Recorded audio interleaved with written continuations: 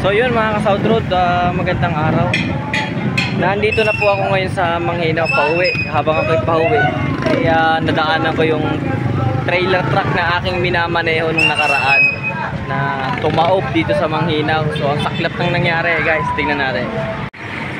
So ayan siya guys, oh, yung maliksing truck na minamaneho ko nung nakaraan eh tumaob. So yun, parang hindi na naiwasan ng aksidente.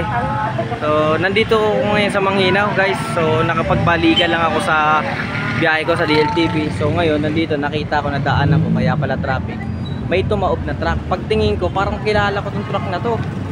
So ito pala yung truck na minamaneho ko. Kung mapapanood nyo sa nakaraang kong vlog guys, ito yun, siya yung truck na minamaneho natin. So tumaob talaga siya, oh. Loaded po siya.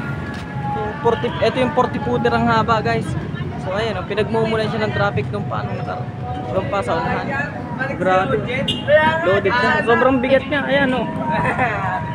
Lumolobo pa yung kanyang kahon. Lumubo yung kahon niya, loaded kasi siya. Ayan, tampak yung traffic mga South Road.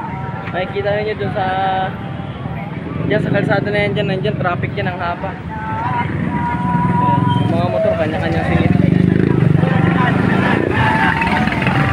So ayan, taklat ang pangyarihan nito. Nakita lang natin mga ka-South Road at sa aking napansin. Nakakapanginayang oh. Nakausap ko yung driver niya. Ang sabi sa akin ng driver niya ay nawalan to ng preno. Siguro galing siya rin sa pataas, galing ng bypass road. So lumiko siya dito.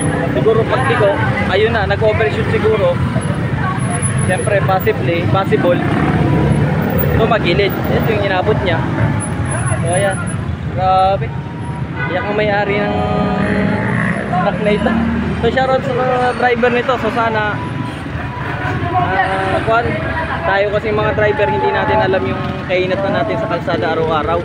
So talagang kasama to sa buhay. Hindi man natin hangadin pero talagang nangyayari to eh. Talagang kasama sa buhay to. Yun nga lang, malaki-laking ano to, malaki-laking gastusin to, lalo na sa may-ari. Tignan natin guys doon sa kabilang kalsada, tawid tayo. So ayan guys oh, wala na, talagang taob siya. Matatagalan pa to bago ano dito makuha. So dito lang siya guys sa may Manghinaw, Batangas, Bawan, Batangas, Barangay Manghinaw. So ayan, talagang taob talaga siya.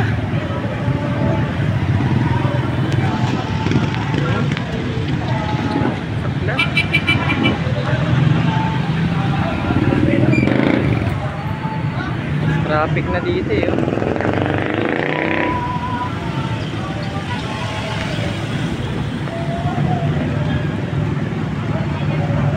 So yun, shoutout sa ating mga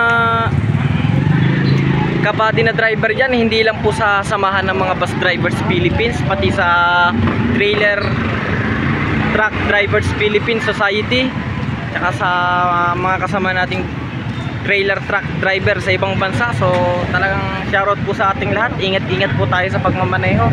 Talagang hindi natin alam kung kailan tayo kukunin ng ganitong oras, dahil ito yung pinakamasaklap sa buhay ng mga katulad naming driver.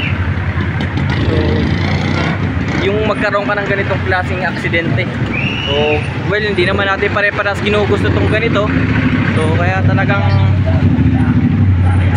ang magagawa lang talaga natin guys, mag-ingat tayo. Defensive driving talaga lagi.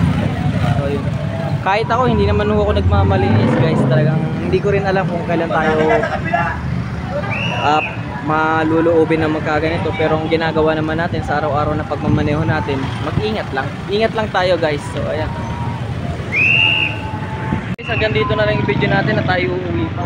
So saklap, yung truck na minamaneho natin guys, ito yun. Ito yung truck na minamaneho natin nung nakaraan. So talagang inaabot siya ng kapalaran niya na yan. So hanggang dito na lang yung ating video guys. So maraming salamat. Shoutout sa ating mga viewers dyan. Salamat po.